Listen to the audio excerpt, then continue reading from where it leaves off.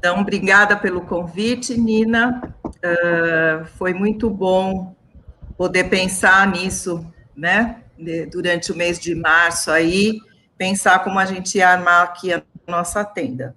Então, eu trago para esse primeiro aqui encontro nosso, um tema que eu tenho pensado a partir do meu mestrado.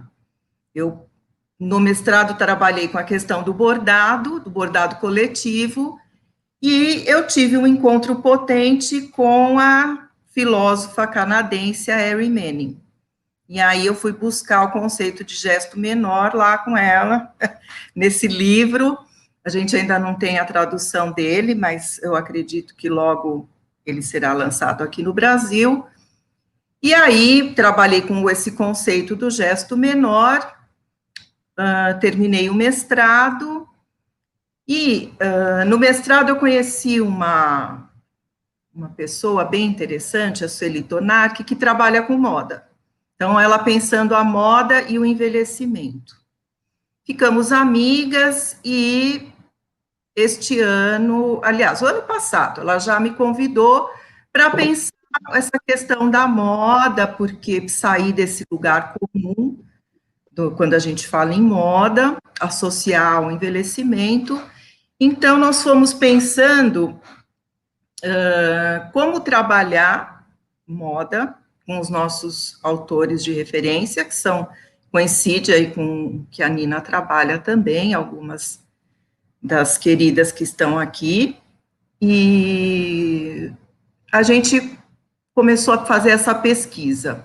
E aí eu me lembrei da Erin Manning, que neste livro do Gesto Menor, ela vai trazer uma design de moda e trabalhar com essa questão de como produzir, sair do senso comum e a produção da diferença no tema da moda.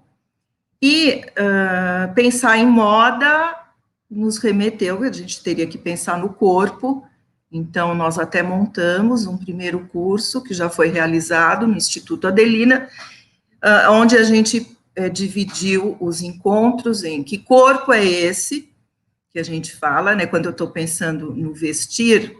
E aí a gente queria também trazer a questão que não era a moda, né, não era o vestido, a calça, o sapato, é essa questão do vestir. Como vestir um corpo? Mas então, de que corpo a gente fala? Que corpo é esse que a gente está querendo vestir?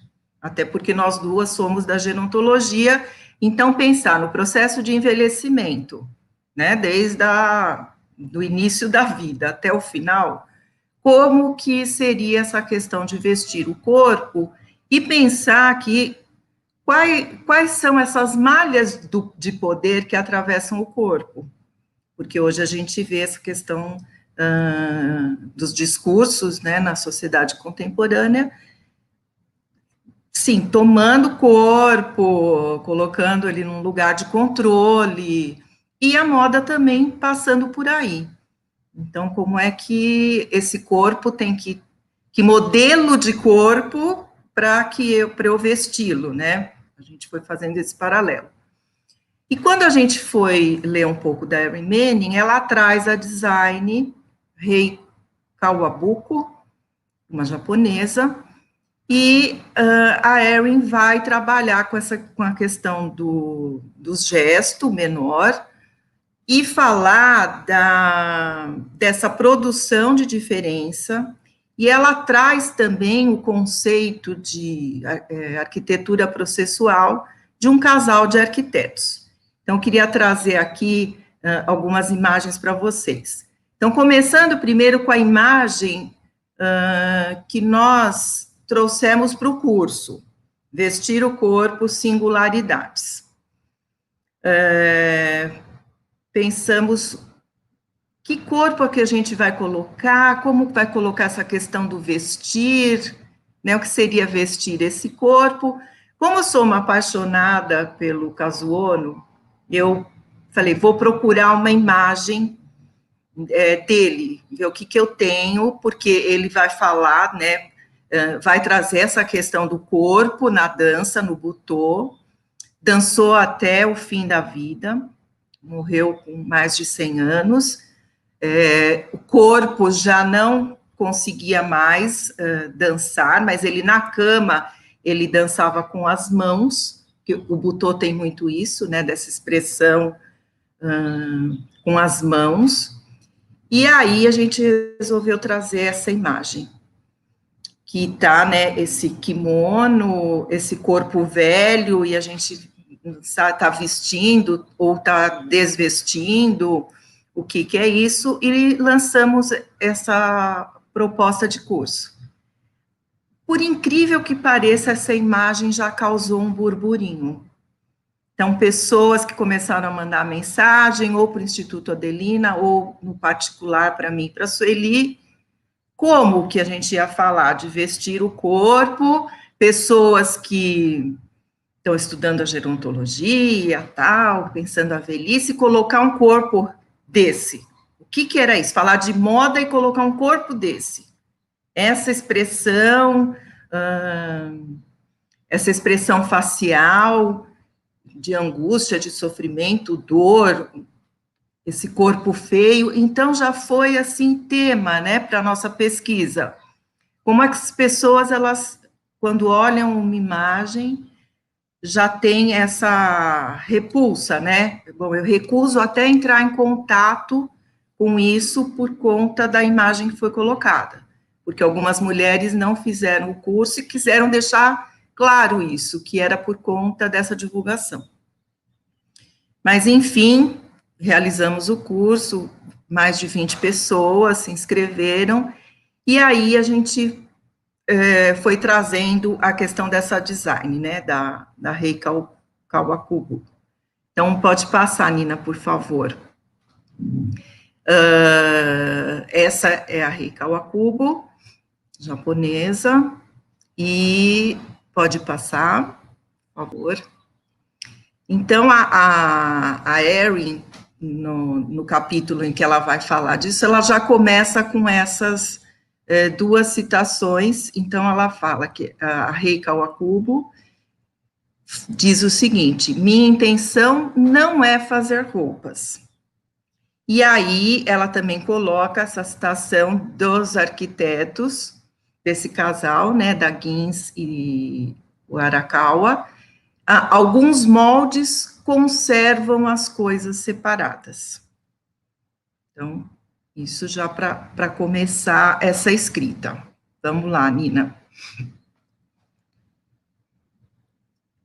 Então, ela vai dizer que ela corta nessa design, quando ela está fazendo, pensando nessa roupa, ela vai e corta até inventar o novo.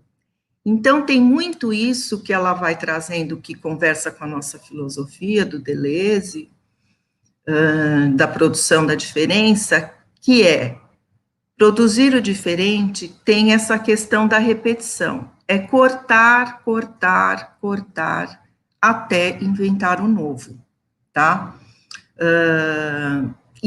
Então, ela vem com isso e ela quer quebrar essa ideia de roupa, tá? E aí ela vai falar que as roupas não são categorias pré-determinadas, mas proposições segundo as quais um corpo é convidado a se reinventar continuamente. Então, é uma roupa aí que ela vem, né, com uma proposta que não é para mostrar mais esse corpo, para ressaltar partes do corpo, mas ela quer que esse corpo, ao entrar em contato com essa roupa, ele também se modifique. Então, como é que é isso? Como é que é essa relação do corpo com a roupa? Tá?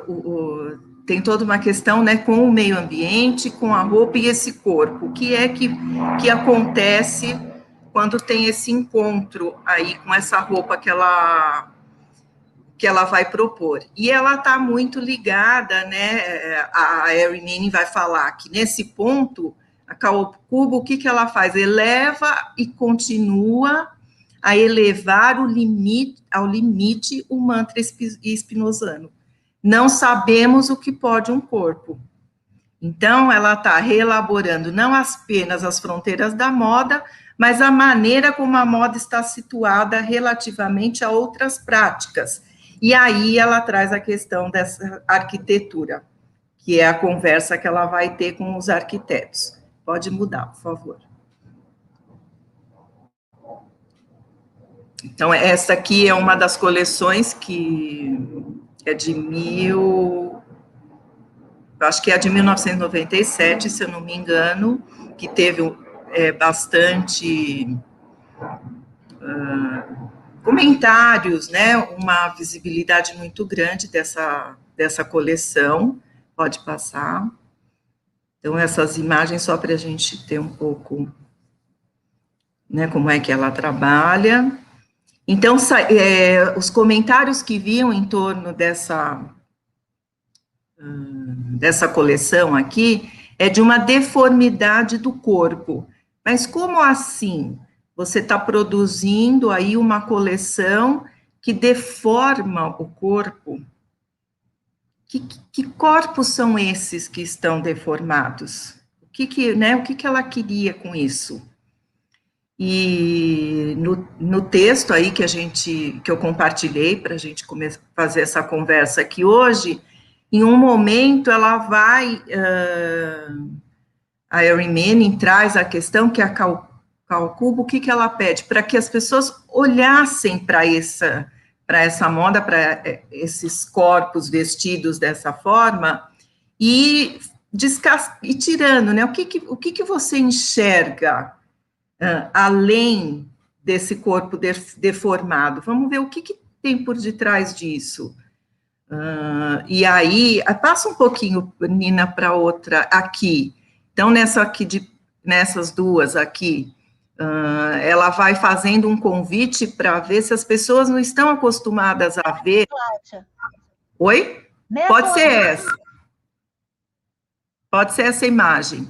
Então, essa que está de preto, se você no metrô nunca viu ninguém com a mochila nas costas, e no inverno com casaco por cima, e esse corpo não remete a essa situação, né, da pessoa com uma mochila nas costas. Então, é trabalhar com a percepção das pessoas, que nós estamos acostumados a olhar de uma forma e perceber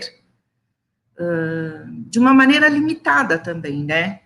Então, mas isso não é um corpo deformado, um corpo carregando uma mochila atravessada, um bebê nas costas ou na frente, e aí você bota o casaco para aquecer o bebê e você. Então, essa questão de trabalhar com a percepção das pessoas também, uma moda, uma coleção que faz esse convite também. Aí, seguindo, vamos ver dos arquitetos. Esse casal, então, eu não sei pronunciar, gente. O Arakawa e a Gins, um casal, os dois já faleceram, antes de completar 80 anos, e eram artistas visuais, escritores e arquitetos autodidatas. E eles trabalham com a questão dessa arquitetura processual, que eles definiram como tecidos de densidades sobrepostas. Entendida assim, a arquitetura deve ser vista para além do regime da edificação. A arquitetura processual é um procedimento de constituição de mundos. Então, eles falavam o seguinte, que não é uma construção de prédios, mas sim construção de mundos. Pode passar, por favor. Então, eles diziam que essa arquitetura, ela vai ser processual se for capaz de abrir o campo relacional ou a ecologia emergente para que a possibilidade de ativação das condições de reciprocidade que mantém o processo de autoinvenção da vida ininterrupto. E eu acho que é muito, assim, conversa com isso, com esse ativismo delicado, né, todo esse trabalho que a Nina vai colocando, de autoinvenção da vida e de forma ininterrupta. A maioria dos arquitetos, eles argumentam, fazem de tudo menos intensificar a vida, tudo a menos abri-la para a sua potência de diferenciação. Então, nós seguimos as rotas, né, que são propostas para a gente, aceitamos seus limites, e ao fazermos isso, nossas vidas tornam-se premeditadamente orientadas por eles. Então, tudo já assim, a gente é conduzido, né, por essa arquitetura, por essa proposta de prédios, de condomínios, de espaços. Então, e o que eles vêm querer quebrar tudo isso? Pode passar, por favor.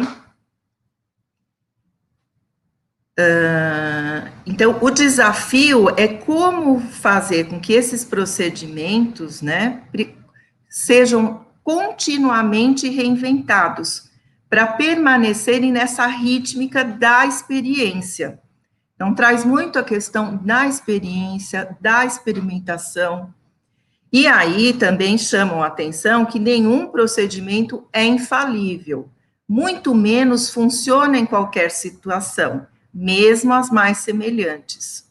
Então, ele deve ser criado com cuidado, deve ser relevante às condições dispostas no momento, deve ser capaz de ativar a ecologia da qual faz parte, deve ter longevidade suficiente para deixar um traço. Tá? E aí também vem essa observação que os procedimentos são mais falíveis do que exitosos, mas isso é parte de sua necessidade. Essa falibilidade nos lança na trilha da experimentação. Então, eu fui fazendo esses recortes que eu acho que dá uma boa conversa. Esse é um dos projetos que eles realizaram. Eu coloquei, eles realizaram na vida toda deles como profissionais 5 projetos. 3 no Japão e 2 nos Estados Unidos. Então, essa foto está um pouco embaçada, né? Mas é tentar trazer o desconforto para as pessoas. Eles falavam isso, que eles tinham uma preocupação também de como fazer espaços que pudessem aumentar o tempo de vida das pessoas, acreditando que os desafios, tá, a sair do conforto, eles odiavam essas palavras, conforto, bem-estar, a qualidade de vida, tudo essas palavras super capturadas, né, hoje.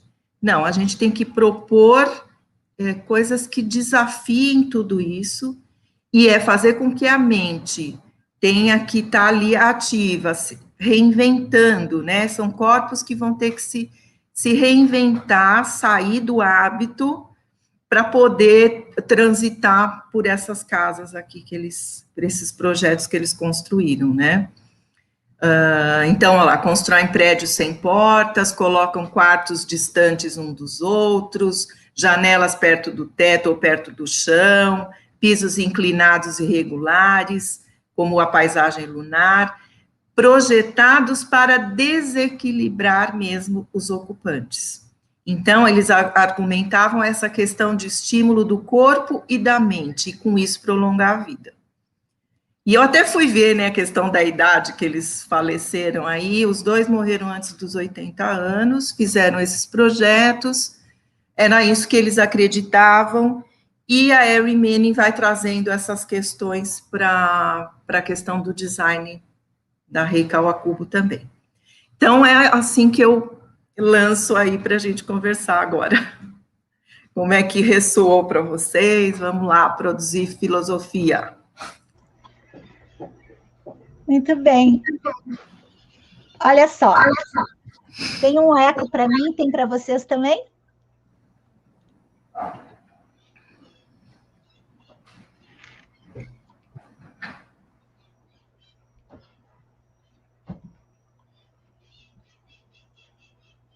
Bem, vou deixar então. Tem um eco?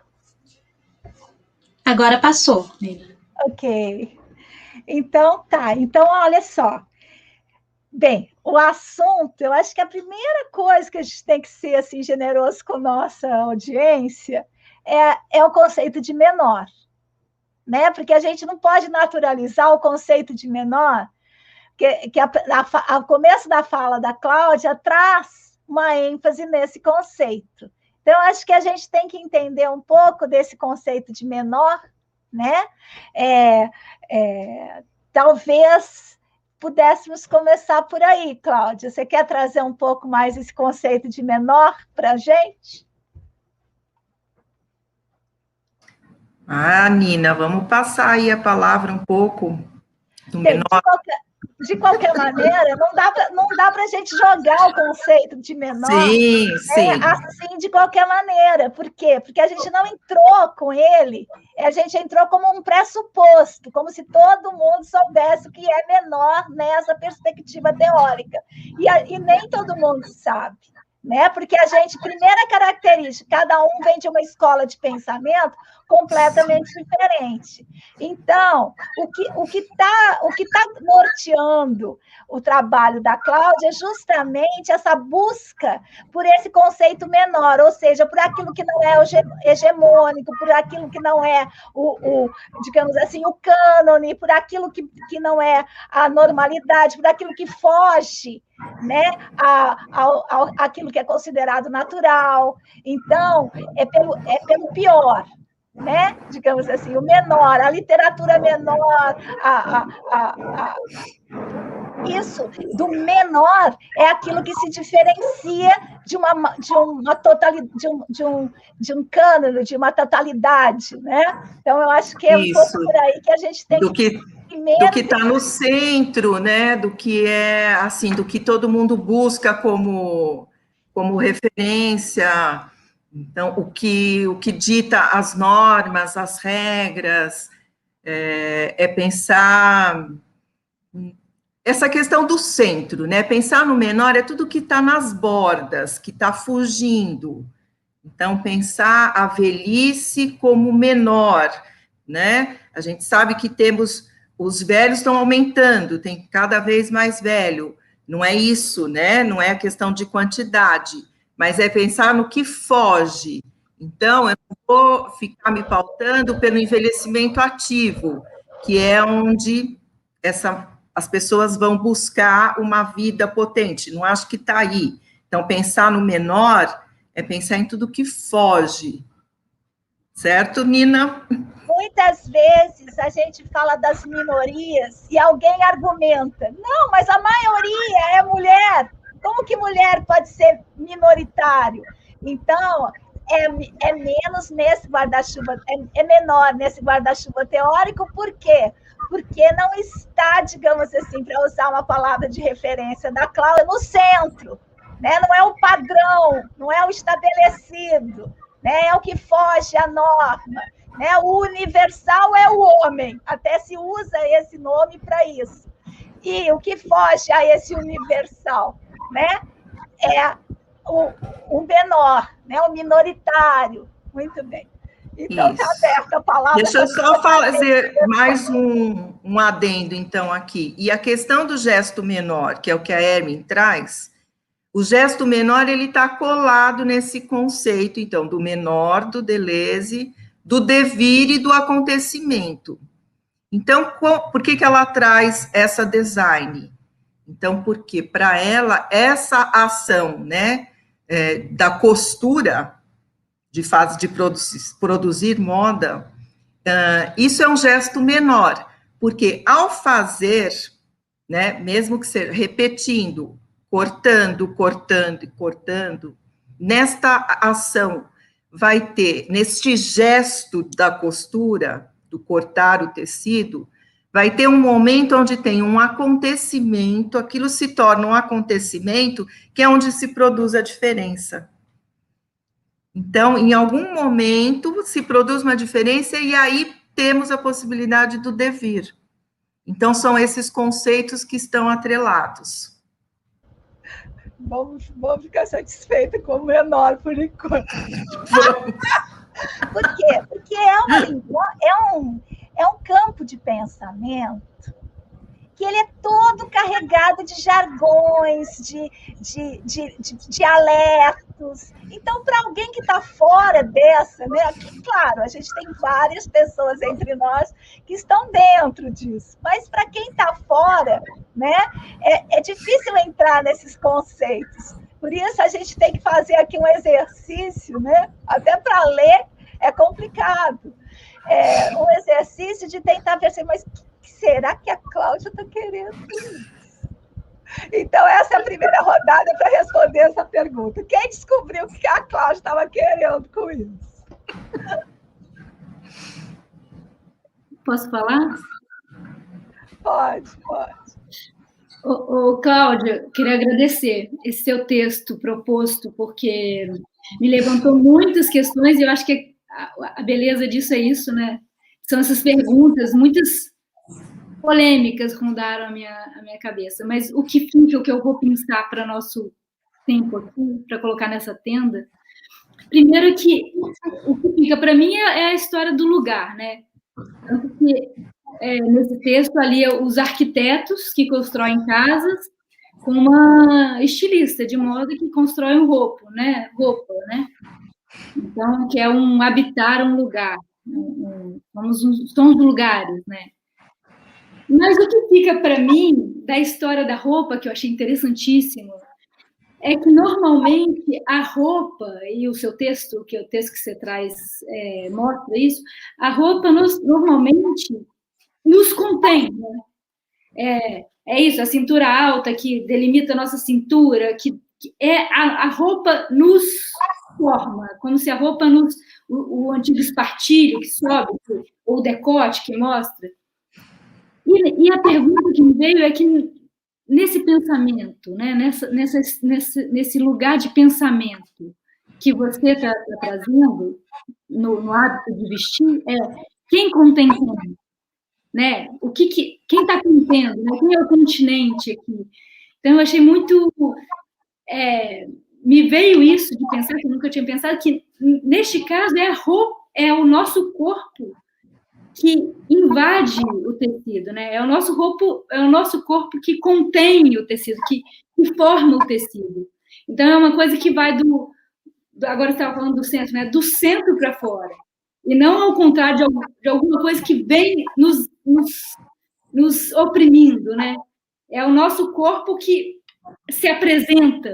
A roupa só como se fosse uma conversa, não que nosso corpo não chega, no meu entender, nosso corpo não chega a conter o tecido, mas o nosso corpo chega a conversar com um tecido que se enrola, né? Você falou do kimono, dessas roupas africanas que a gente vai testando, né? A canga que a gente vai, na hora do frio da praia, se enrolando e cria uma coisa com o momento, com o acontecimento do momento. Então, essa fio da tenda que eu vou trazer. Eu falaria, eu ia gostar de falar muito aqui, mas vou deixar isso aí. Queridas, eu estou aqui, tá? Só tirei para deixar bonitinho assim, mas aí eu estou aqui, tá bom? Pode falar, Aline. Então, eu queria também agradecer a Cláudia, né? E o texto me afetou de diversas formas, porque eu nunca tinha parado para pensar sobre moda, e essa coisa da moda com a arquitetura, mas eu acabei que eu fui viajando muito no texto, né? Porque ele traz reflexões bem importantes e profundas. Eu fiz várias anotações, né? E eu achei muito curiosa essa questão da arquitetura processual, né? E tentei, não sei se é certo, né, fazer isso, mas eu transpus isso para os processos que a gente vive em diversas áreas, não só da moda, nem da arquitetura. E achei muito curioso, porque eles falam sobre a questão do constrangimento, né? E nos últimos dias, né, todo mundo está assim também, nas últimas semanas, eu estou sentindo esse constrangimento dessa situação que a gente está vivendo, né? Enquanto eu li o texto, eu pensei, sim, na moda, na roupa, que, na verdade, ela nos leva a pensar para além da roupa, né, para além do produto, mas fiquei pensando nessa arquitetura processual para o momento que a gente está vivendo, né? Aí eles falam, né, segundo ela, que a criação de constrangimentos permissivos para cada novo processo é crucial para os técnicos que produzem a arquitetura processual da experiência. Então, de certa maneira, acho que você explicou no começo, que esse constrangimento, aquilo que você falou, que ele é a produzir a dificuldade para, ao mesmo tempo, produzir uma mudança, né? Um movimento, para a gente não se estacionar na questão do, como é que fala? Bem-estar e do conforto. Aí eu fiquei pensando, nossa, agora está tão desconfortável, e se eu tentar trazer isso para esse momento e pensar nessa possibilidade de um novo processo que esse constrangimento está produzindo, né? Tanto nessa questão, eu fiquei pensando também no vestuário, na arquitetura, nesse que a gente está confinado dentro de casa, né? Que a gente pode, né? Eu fiquei imaginando como a gente poderia experimentar esses conceitos como ferramentas, né? Aí eles falam que o constrangimento torna possível um novo processo. Aí cita Deleuze dizendo: acreditar no mundo é uma recusa a tomar o mundo como dado. Quando eu li isso, eu fiquei feliz. Assim, então tá, eu vou produzir alguma coisa aqui, né? Tem um novo processo acontecendo. E a gente precisa acreditar que esse mundo aí não está dado, não. A gente precisa acreditar nesse mundo. Aí eu já viajei para outra coisa, né? Para o que estava acontecendo comigo. Aí, outra coisa que eu marquei, está escrito assim: o único jeito para não sair do ritmo da existência é perseverar firmemente em ato. Aí eu fiquei pensando, o que seria isso? Perseverar firmemente em ato? É uma pergunta. E aí também tem uma coisa também, que essa produção, quando ela vai dizer que ele não está produzindo roupa, né? Na verdade, é uma constituição de um mundo. Então, trazendo isso, né, para essa experimentação do acontecimento aqui agora entre nós, né, o que seria esse perseverar em ato para nós, para mim? Fiquei pensando.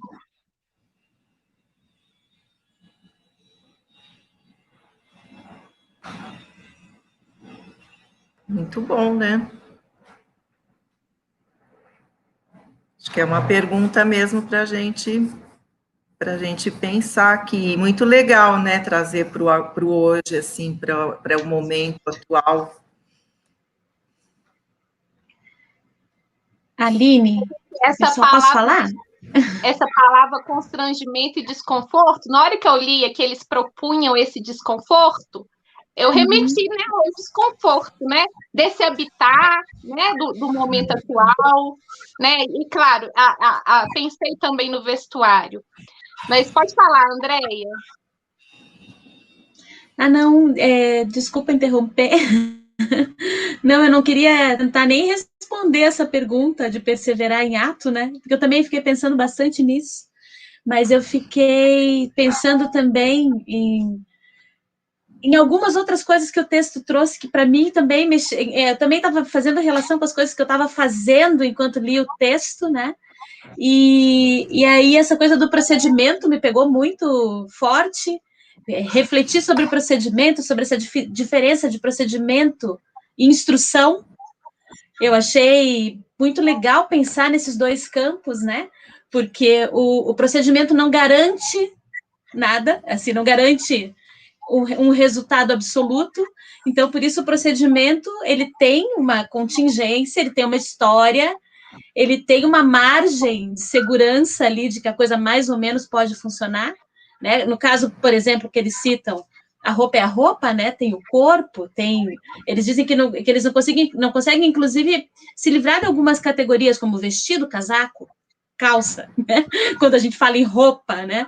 Mas eu fiquei pensando também essa questão do procedimento em outras coisas. Eu estou aprendendo a feltrar molhado.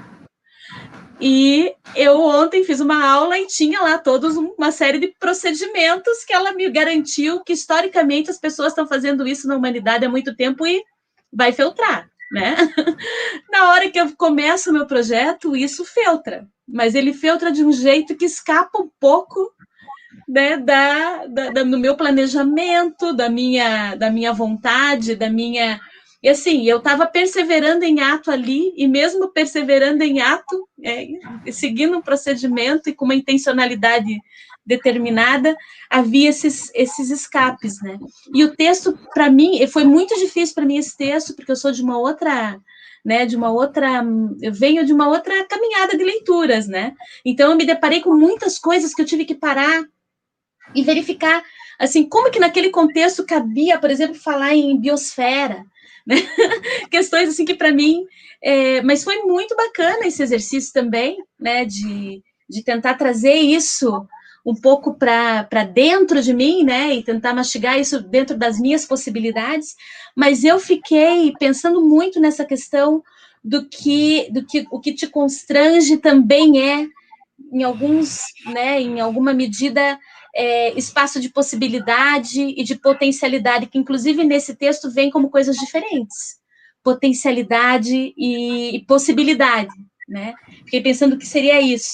Agora, a última coisa que me pegou muito, assim, que eu fiquei pensando na casa, daí fiquei pensando na rotina dessa pandemia, em tudo isso, é a questão do hábito.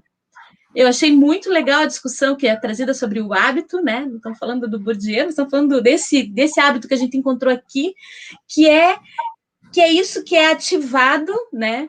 Pela segurança, o hábito ele é ativado pela segurança, né? Então a gente vai repetindo, mas ao mesmo tempo ele tem. Eu acho tão legal a ideia que ela usa no texto de que ele é uma ferramenta coreográfica. Eu fiquei imaginando realmente, né?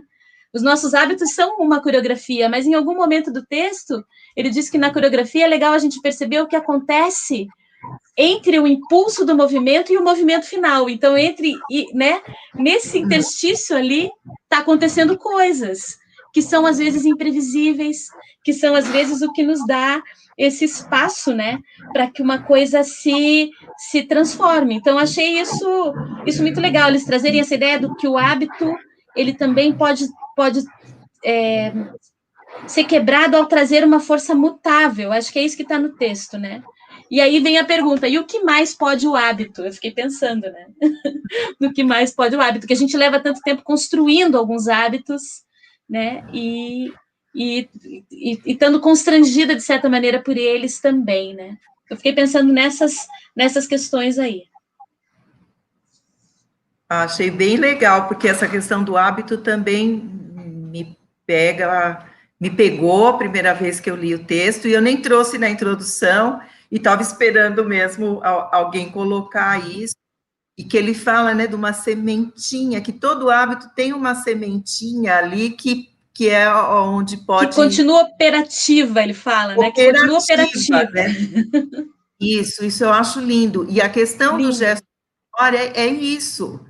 Então, bordar, aquele gesto que vai repetindo, naquele hábito de bordar ali sempre da mesma forma, mas tem uma hora que algo acontece, e algo acontece, eu acho que tem a ver com essa sementinha aí, com isso que tem em potência, né? O que pode o hábito? Acho que passo por aí. Eu posso falar alguma coisa? A Caroline... Não, fala, Caroline, primeiro, depois... Obrigada, Lu.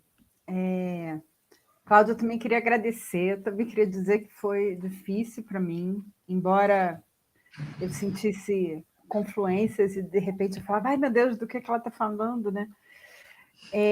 Mas eu queria trazer assim, primeiro que para mim foi assim um primeiro incômodo, primeiro contato me provocou um incômodo, mas o incômodo veio contato com o texto e com o assunto do texto, mas o incômodo veio justamente porque a moda, pessoalmente, para mim, ela é assim, meu parâmetro de escolha de moda é conforto. E é não pensar muito nisso. Então, eu pego a roupa pelo conforto, por como está a temperatura. Posso até imaginar que tem a ver um pouco com como está meu estado de espírito, porque eu me lembro de quando eu vestia meus filhos, eu escolhia as mesmas roupas, as mesmas cores de roupa para mim e para eles. Não sei se tiveram essa experiência. Todo mundo de verde, todo mundo de vermelho. E aí também fiquei muito nessa coisa, né, da desconstrução. O que é essa desconstrução dessa forma que desforma, um corpo disforme, mas que, na verdade, é o que está presente. Adorei quando ela chegou na coisa de que, na verdade, esse é o olhar do autista, né, que a gente não... para mim foi assim, uau, né, que essa ideia da construção de mundos, né, que a construção de mundos é como eu vejo, né? E como é meu campo de percepção a partir de um background que a gente nem dá conta de construir e que cada um tem um, né? E aí fiquei pensando sobre essa coisa desse chão todo disforme, da construção do desconforto da casa, da roupa que comprime, que constrange, que conforma, e da casa, né? Quando eu fui pesquisar lá como eram as casas, e esse chão todo... E aí eu me lembrei de uma passagem do Tim Ingold, que é um autor que provavelmente vai ser o autor que eu vou trazer aqui para a gente brincar junto, e ele tem fala sobre duas coisas que para mim mexeram muito, né? A primeira é que uma das camadas que começaram a separar o homem da Terra, o ser humano, da sua conexão com a Terra, foi o fato da gente começar a usar sapatos e depois da gente linearizar pavimentar as ruas. E esse tipo de lógica é a que cria esse conforto, onde cria um certo automatismo, onde eu crio hábitos que eu nem preciso pensar sobre eles, né? Eu simplesmente transito entre os espaços, escolho coisas, faço, tarará, e me pareceu que essa casa ela quer trazer essa atenção de volta. Foi a minha sensação. E essa roupa também é algo que causa uma atenção, né? Um estranhamento é uma coisa que me traz para o presente, me traz para a presença, né? E aí eu achei interessante essa coisa, né? Mas fiquei me perguntando, será que se eu morasse numa casa como essa, eu não ia acabar gerando conforto, gerando o hábito a partir desse, né? Porque todo esse debate sobre a filosofia da diferença sempre me cai, e aí vocês podem cair em cima de mim, mas eu sempre vou para aquele lugar, assim, será que é possível, de fato, a gente sempre estar no novo, sempre estar desconstruindo e precisar virar quase uma necessidade, né, de não cair no conforto, enfim. E aí, só para trazer o Tim Ingold de novo, ele tem um debate sobre as palavras espanto e surpresa, que a surpresa é essa concepção da linearidade da vida e que algo sai da ordem, a gente fica surpreso. E no espanto é o contrário, a gente está na presença e aí a gente está ali super... E aí, sabe aquela coisa assim, de que a gente está prestando atenção e de repente tem uma florzinha ou uma borboletinha, e a gente fala, né? É um espanto. E ele brinca com isso, né? Então, quis trazer esses elementos assim de como é que esses estranhamentos podem nos trazer para a presença, mas de como é que a gente mantém isso, né? Ele até cita o Whittaker bastante, o Whittaker fala, a vida é um nascimento contínuo. Como é viver a vida num nascimento contínuo? Obrigada.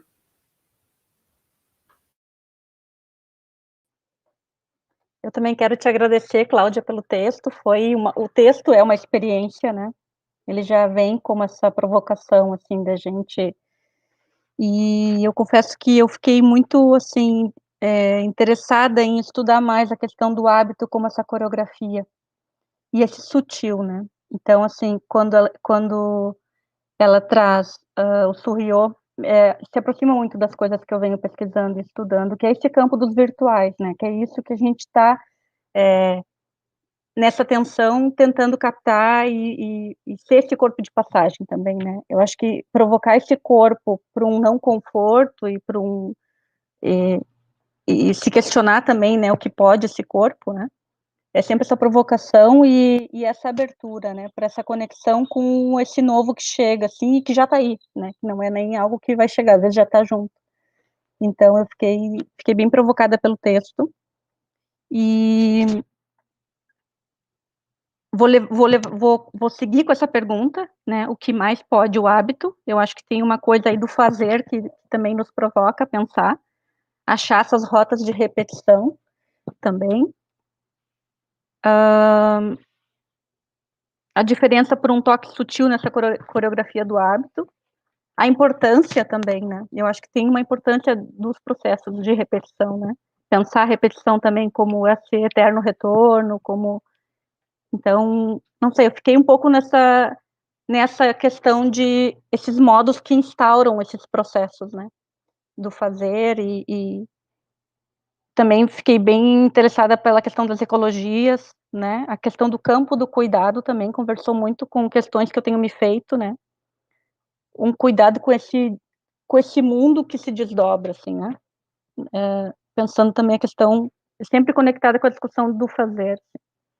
Então, eu te agradeço muito essas provocações, eu acho que para mim ele foi um texto que abriu muito, assim, sabe? Então ele trouxe muitas perguntas. Eu acho que de certa forma ele foi uma boa abertura de conversa para a gente aqui também, eu acho, né? Que é para a gente também ir se localizando, assim, né? Onde nós estamos e eu te agradeço muito, assim, foi uma provocação. Eu concordo com as meninas que falaram da questão do bem-estar e do conforto, da questão da moda, porque eu também faço esse movimento, que nem a Carolina disse ali, né? Eu escolho o que vai, até de certa forma, que vai me dar menos trabalho, né? Eu acho que é por aí que a gente vai pensando, né? Eu escolho aquilo que vai me acompanhar e não vai me provocar. Eu acho que é um pouco isso, assim, né? Não me provoca também, vai me deixar mais tranquila com o fato de eu não me desacomodar durante um percurso, por exemplo, no caso da roupa, né? Então, eu também tenho esse movimento, inclusive esse movimento que nem a Carolina trouxe, de todo mundo da mesma cor, com o mesmo material. Então, eu acho que o texto também nos provoca a pensar isso, né? Essas coreografias, e eu gostei muito até dessa lógica da coreografia, porque me provoca um pouco a pensar o cotidiano também, né? E esse cotidiano que é sempre esse mesmo, e que está sempre também sendo tomado, né, pelo intempestivo, pelo que atravessa, pelo fora, né, então eu fiquei conectando um pouco essa coreografia do hábito com essa questão nossa do cotidiano, da casa, né, e também do que a gente tem vivido, né, nesse período agora. Te agradeço muito. Queridas, olha só, acabou.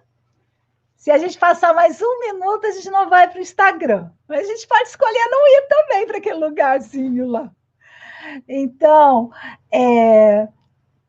quer fechar? Quer falar mais alguma coisa, Claudinha?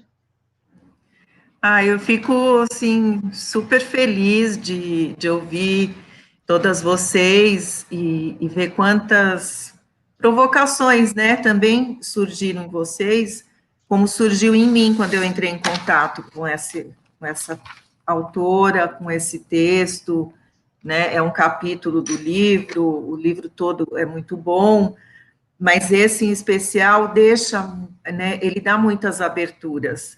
Então, eu estou bem feliz de poder estar conversando tudo isso e cada uma trazendo uma questão aí para a gente olhar mais, e como que tudo que vocês foram colocando, né, também faz a gente pensar nesse momento atual, porque eu fiquei imaginando, é isso, essa produção de mundo, né, que a gente precisa, qual é esse novo modo de existir, como será, né, daqui, como que a gente vai produzir modos de existência, continuar com uma vida potente, quais são as ecologias e cuidados, né, acho que, Paula, você trouxe isso, que ecologias e cuidados a gente pode pensar a partir daqui. Então, é isso. Obrigada. Tensiona demais o meu conceito de casa, né? Esse lugar da produção da diferença, junto ao corpo, junto ao conforto, né? E essa pergunta que a Carol trouxe, né? Como é viver a vida num nascimento contínuo? Uai, eu acho que não. Eu acho que a gente tem que nascer um pouquinho, dormir outro pouquinho, ir para a Netflix, dormir outro tanto, dar um descanso, produzir alívio, e aí nasce de novo, né? Porque eu acho que também a gente pode cair numa ditadura do eterno nascimento, do sempre novo. Acho que tanto a antroposofia, que tem essa vontade de fenomenologia, de olhar sempre, essa coisa meia do Heráclito, né? Do fogo. Não, se for fogo, fogo, fogo, vai consumir tudo. Então, eu acho que tem que ter, né, esse lugar, e ele traz um lugar de pensamento importante junto a esse hábito, né, esse germe do hábito. Né? Então, você está no hábito, mas, de repente, você dá uma acordadinha, produz uma diferença. Né? Ao invés de ficar o tempo todo... Também a gente corre o risco que essas filosofias da diferença também sirvam a uma máquina de produção capitalística que não nos interessa. Né? Eu não quero isso, não. Né? Eu acho que a gente tem que olhar com muita cautela esses modos de se apropriar dessas filosofias da diferença. Porque muitas vezes, eu percebo isso nas linhas de pesquisa, elas são capturadas por esse afã, né, capitalístico. Então, como é que a gente faz? Mantém esse tensionamento, uma coisa bonita que veio aí, né? De você tá ali, mas de repente vem uma coisinha, né? Vem um sempre novo, né? Talvez você não vai vestir aquela roupa horrorosa da moça, né? Mas talvez que se você... Eu não vou pegar metrô, mas alguém no metrô, nem vou ver ninguém passando, porque eu moro na roça. Mas, de repente, quando eu enxergar uma pessoa com mochila, eu me desnaturalize o meu olhar, né? E veja o fundo e a forma de outra maneira. Então, eu produzo uma diferença no olhar. Né? Então, eu acho que é isso que a filosofia tem que trazer, principalmente nesses tempos que a gente está vivendo, né? Que é desnaturalizar isso tudo, produzir pensamento, né? Bem, enfim, acho que é por aí. Muito bem, mais uma rodada, porque já ultrapassamos o limite do Instagram. Eu detesto o Instagram, deixa ele quieto. Então eu vou... Porque eu pensei nisso, teve uma hora que eu fiquei assim, gente, mas se sempre cortar para ter o novo, e tem que ter o novo, isso daí não tá pegando consumismo, não está numa coisa de... Porque eu acho que esbarra, né? É muito sutil o limite, muito bom. É isso, Carol, isso que a Carol trouxe uma coisa que é isso que eu também me levanto, essa necessidade hoje em dia da criatividade, tudo é criatividade, criar, mas, meu Deus, o hábito tem um lugar no mundo. O que a Aline perguntou, como perseverar no ato, no inato, né? Não é inato a nossa tendência ao equilíbrio, assim, a gente está num conforto do conhecimento. E aí acontece um evento que, sim, sempre acontece, a gente está na vida, um acontecimento que nos causa ou surpresa, ou espanto, assim, acontece alguma coisa, e aquilo, sim, na nossa conversa, aquilo nos desperta um movimento criativo necessário, porque aí a vida pediu aquilo. Mas eu acho incrível agora essa necessidade, tudo é escrita criativa, indústria criativa. Pelo amor de Deus, o capitalismo até isso É a nova commodity, a ideia das pessoas. Vira uma ditadura, né? É o dever ser, né? Eu fico pensando assim... Desculpa, pode falar. Não, é que tu falou uma coisa que me veio a expressão que está no texto. Então era isso que eu estava procurando? Era também... isso que eu ia falar. Era isso que eu estava procurando. E outra coisa, essa criatividade, né, que essa palavra, como ela foi capturada, não se pensa no processo de criação, né? Não é isso que está em jogo quando se fala nessa criatividade, o tempo todo criativo, em todo lugar criativo. Mas acho que o que nos interessa é criatividade enquanto processo de criação, né?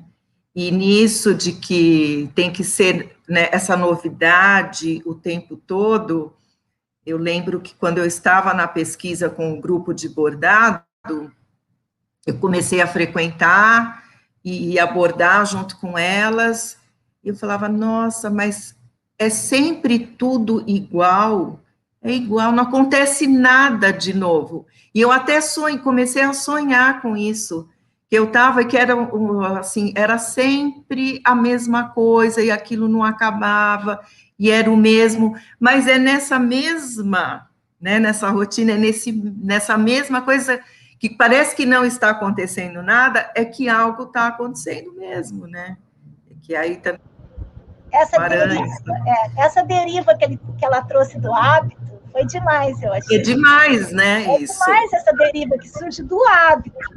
O próprio hábito. Desabituar, ela surge né? Entrar um pouquinho mais nesse lugar, né? Isso também... Essa coisa do germe, né? Muito bom. Perseverar firmemente em ato. O que é isso? Pergunta a Aline. Né? Como é que você intensifica isso? Como é que você persevera nesse lugar? Essa é uma pergunta que eu carrego. Acho que a gente tem que anotar essa pergunta e seguir com ela, né? Nos próximos também. Muito bem. Querida. Agora uma maldadezinha. A hora que eu olhei aquelas casas... E depois você falou, eu não sabia, mas você falou que os arquitetos morreram jovens. Jovens não, mas morreram antes dos 80. Fiquei imaginando se eles não habitavam numa casa extremamente perigosa, com quinas, com lombadas, com parede de escalada. Do que será que eles morreram? Vou ser bem sincera. Eles não estão sabendo nada do que é uma casa perigosa. Porque eles não sabem qual é a minha casa. Carol sabe.